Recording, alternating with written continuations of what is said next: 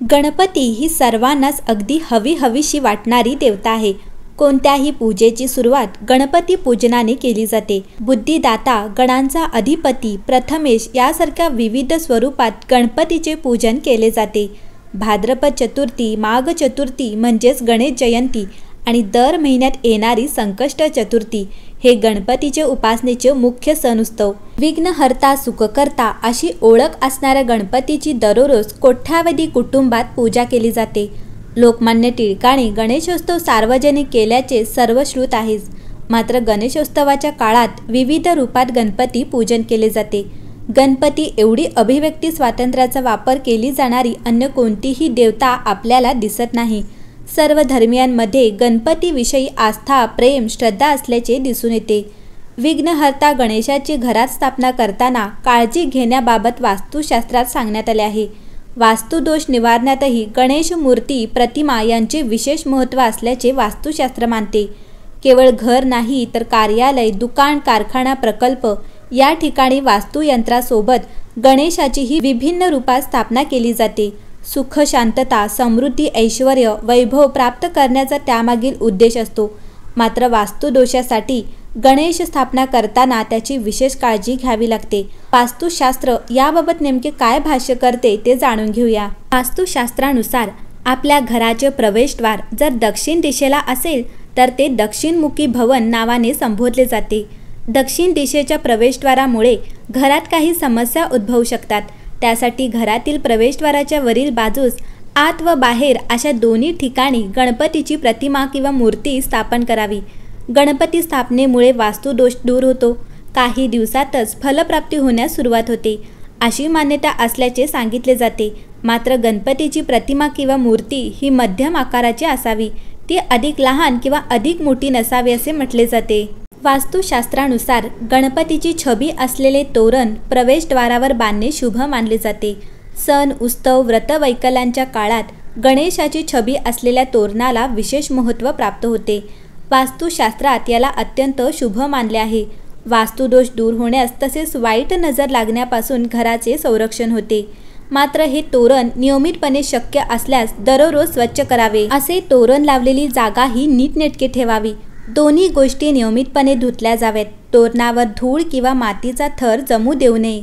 तसेच वास्तुशास्त्रानुसार गणपतीचे प्रतिरूप मानले गेलेल्या स्वस्तिकाची स्थापना कार्यालय, कारखाना, प्रकल्पाच्या ठिकाणी करणे शुभ लाभदायक असते।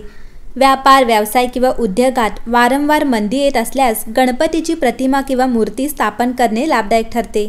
गणेशाची मूर्ती, प्रतिमा स्थापन करणे शक्य नसल्यास ताम्रपत्रावरील स्वस्तिक स्थापित करावे। गणपतीची मूर्ती, प्रतिमा किंवा ताम्रपत्रावरील स्वस्तिक जे काही स्थापन केले जाईल त्याचे नियमितपणे पूजन करावे। असे केल्याने कारखान्यातील उत्पादनात वृद्धी होऊन व्यापार, व्यवसाय किंवा उद्योगात लाभ मिळण्यास सुरुवात होते। एखाद्या नवीन घरात किंवा जुन्या पण वापरात नसलेल्या घरात गृहप्रवेश करताना गणपतीची स्थापना करण्याचा सल्ला वास्तुशास्त्र देते।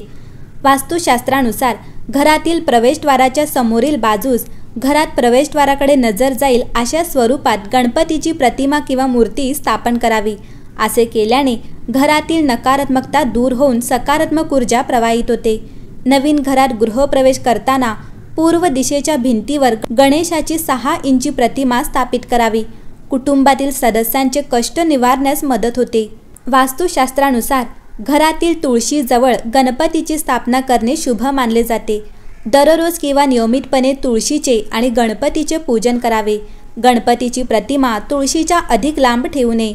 तुळशी आणि गणपतीच्या शुभाशीर्वादामुळे घरात कायम सकारात्मक ऊर्जा प्राप्त होते। वास्तुदोष दूर होतात। समस्या, अडचणींचे निराकरण होण्यास मदत मिळते। याशिवाय तुळस आरोग्याच्या दृष्टीनेही अत्यंत उपयुक्त असते। तुळशीचे धार्मिक, आध्यात्मिक, आरोग्यदायी महत्त्व सर्वश्रुत आहेच। घरात गणपतीची मूर्ती किंवा प्रतिमा स्थापन करण्याबाबत काळजी घेण्याचा सल्ला वास्तुशास्त्र देते। घरात एका स्थानावर गणपतीच्या 2 किंवा जास्त मूर्ती किंवा प्रतिमा स्थापन करू नयेत। याचा काहीही उपयोग होत नाही। घर, कार्यालय, कारखाना, प्रकल्पाचे ठिकाण या स्थानावर कोणत्याही देवतेच्या एकापेक्षा जास्त मूर्ती किंवा प्रतिमा एकाच ठिकाणी स्थापन करू नयेत असे वास्तुशास्त्र सांगते। तसेच गणपतीची मूर्ती किंवा प्रतिमा स्थापन करताना दिशांचे योग्य भान राखणे आवश्यक आहे।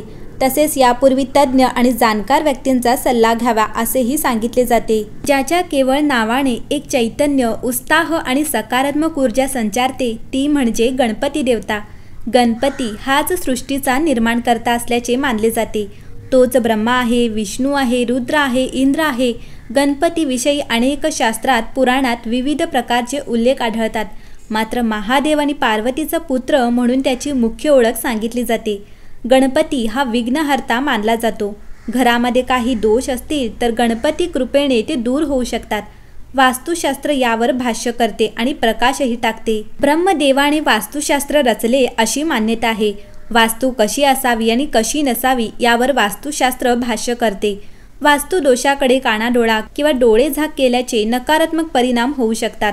घरातील सदस्यांना शारीरिक, मानसिक आणि आर्थिक आघाड्यांवर नुकसानही सहन करावे लागू शकते. काही वेळा वास्तुदोषामुळे घराची रचना बदलण्याचाही सल्ला दिला जातो.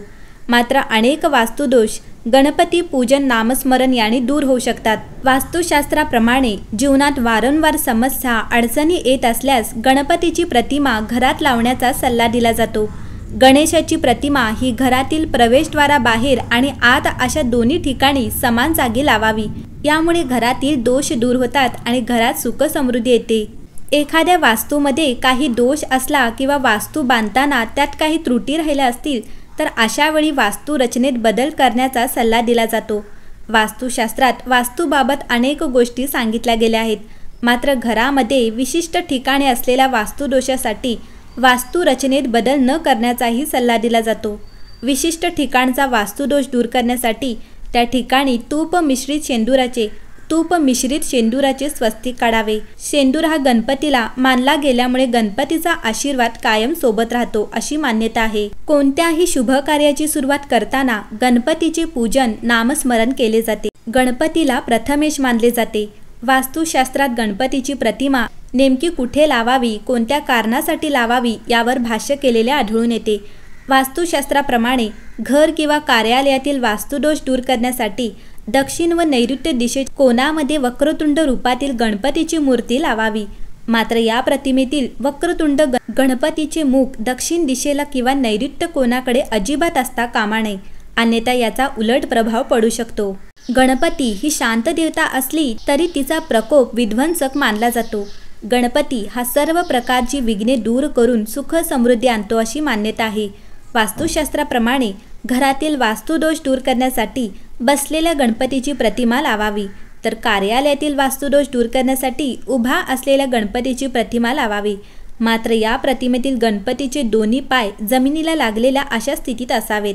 त्यामुळे कार्यात स्थिरता येते असे सांगितले जाते.